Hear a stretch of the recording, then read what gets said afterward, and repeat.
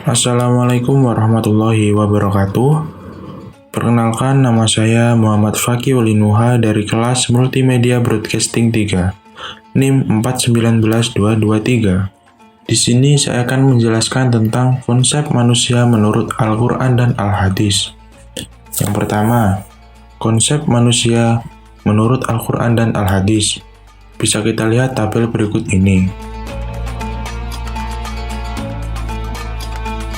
Konsep tentang manusia sangat penting artinya di dalam suatu sistem pemikiran, khususnya kajian filsafat, baik filsafat Islam maupun filsafat Barat. Manusia merupakan makhluk paling sempurna yang diciptakan oleh Allah dibanding dengan makhluk lain.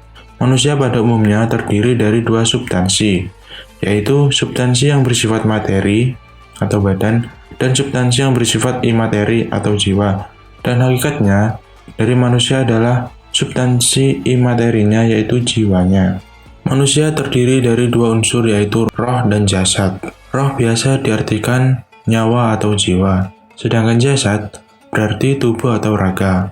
Mengenai tubuh atau raga sudah diketahui oleh manusia, tetapi masalah roh atau jiwa, ilmu pengetahuan belum berhasil mengetahui hakikatnya. Allah sendiri telah menyatakan ketidakmampuan manusia untuk mengetahui tentang roh itu. Hal ini sebagaimana dikatakan dalam kitab suci Al-Quran surah Al-Isra ayat 85. Al-Quran sendiri menggunakan kata kholak, bukan ja'ala, dan menggunakan kata al-insan, bukan basyar. Tentunya mempunyai maksud dan kandungan tertentu. Karena kebutuhan memahami itu, di bawah ini akan dijelaskan kata-kata kholak, al-insan, dan takwim.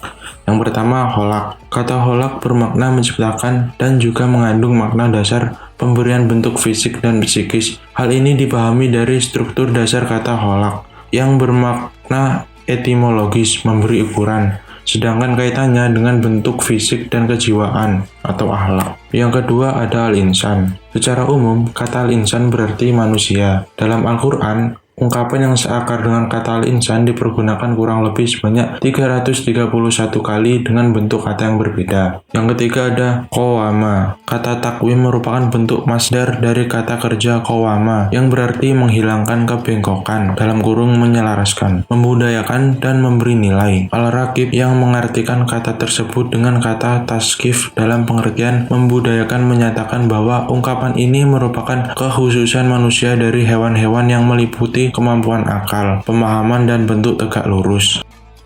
Yang kedua, proses penciptaan manusia. Dari Abu Abdurrahman Abdullah bin Mas'ud radhiyallahu anhu, ia berkata, Rasulullah shallallahu alaihi wasallam menuturkan kepada kami, dan beliau adalah asyhadikul masduq, orang yang benar lagi membenarkan perkataannya. Beliau bersabda, sesungguhnya seorang dari kalian dikumpulkan penciptaannya dalam perut ibunya selama 40 hari dalam bentuk nutfah, bersatunya sperma dengan ovum, kemudian menjadi alaqah, segumpal darah. Seperti itu pula, kemudian menjadi mudghah, segumpal daging.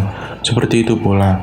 Kemudian seorang malaikat diutus kepadanya untuk meniupkan ruh di dalamnya, dan diperintahkan untuk menulis 4 hal, yaitu menuliskan rizkinya, ajalnya, amalnya, dan celaka atau bahagianya. Maka demi Allah yang tidak ada ilah yang berhak diibadahi dengan benar melainkan Dia. Sesungguhnya salah seorang dari kalian beramal dengan amalan ahli surga, sehingga jarak antara dirinya dengan surga hanya tinggal sehasta. Tapi catatan takdir mendahuluinya, lalu ia beramal dengan amalan ahli neraka. Maka dengan itu ia memasukinya. Dan sesungguhnya salah seorang dari kalian beramal dengan amalan ahli neraka, sehingga jarak antara dirinya dengan neraka hanya tinggal sehasta. Tetapi catatan takdir mendahuluinya, lalu ia beramal dengan amalan ahli surga. Maka dengan itu ia memasukinya. Diriwayatkan oleh Bukhari dan Muslim. Ketiga, tahapan penciptaan manusia. Dalam hadis ini Rasulullah Shallallahu alaihi wasallam menjelaskan tentang awal penciptaan manusia di dalam rahim seorang ibu, yang berawal dari nutfah, bercampurnya sperma dengan ovum, alaqah, segumpal darah, lalu mudghah, segumpal daging.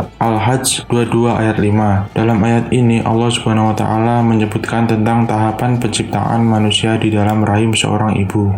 Al-Mu'minun 23 ayat 12-16, Allah Subhanahu wa Ta'ala menyebutkan bahwa Adam, manusia pertama, diciptakan dari saripati tanah, kemudian manusia-manusia sesudahnya diciptakannya dari setetes air mani. 4. Peniupan ruh. Para ulama sepakat bahwa ruh ditiup pada janin ketika janin berusia 120 hari, terhitung sejak bertemunya sel sperma dengan ovum. Ruh adalah sesuatu yang membuat manusia hidup dan ini sepenuhnya urusan Allah. Dan mereka bertanya kepadamu tentang ruh, katakanlah, ruh itu termasuk urusan Tuhanku, dan tidaklah kamu diberi pengetahuan melainkan sedikit. Al-Isra 17 ayat 85.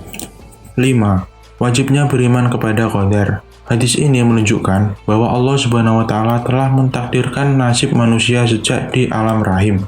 Pada hakikatnya, Allah telah mencatat seluruh takdir makhluk 50.000 tahun sebelum Allah menciptakan langit dan bumi. Kemudian di alam rahim, Allah Ta'ala pun memerintahkan malaikat untuk mencatat kembali 4 kalimat, yaitu rizki, ajal, amal, sengsara, atau bahagia. 6. Tujuan penciptaan manusia. Manusia diciptakan Allah Ta'ala bukan untuk makan, minum, dan menikmati segala fasilitas di dunia ini. Manusia diciptakan Allah Ta'ala dengan tujuan yang agung dan mulia, yaitu beribadah kepadanya semata. Tujuan tersebut adalah inti dari keberadaan manusia di muka bumi. Aku tidak menciptakan jin dan manusia, melainkan supaya mereka mengabdi kepadaku. Quran Surat Al-Jariyah ayat 56. Ayat ini menjelaskan tujuan diciptakannya jin dan manusia, yaitu untuk beribadah kepada Allah Ta'ala. 7. Peranan manusia sebagai khalifah di muka bumi. Manusia diciptakan Allah dengan segala kelebihan yang diberikan, mulai dari akal, kemampuan, dan lain sebagainya. Manusia juga diberi kenikmatan berupa tumbuhan dan hewan, serta seluruh isi bumi ini yang bisa dimanfaatkan. Manusia ditunjuk Allah sebagai khalifah untuk mengemban tugas menjaga apa yang ada di bumi ini. Yang tak kalah penting bahwasanya tugas manusia sebagai khalifah di bumi adalah untuk beribadah kepada Allah, sebagaimana keterangan dalam Al-Quran Surat Al-Jariyat ayat 56. Dan aku, Allah, tidak menciptakan jin dan manusia melainkan supaya mereka menyembahku. Terima kasih. Sekian materi yang dapat saya sampaikan. Semoga bisa bermanfaat bagi kita semua. Wassalamualaikum warahmatullahi wabarakatuh.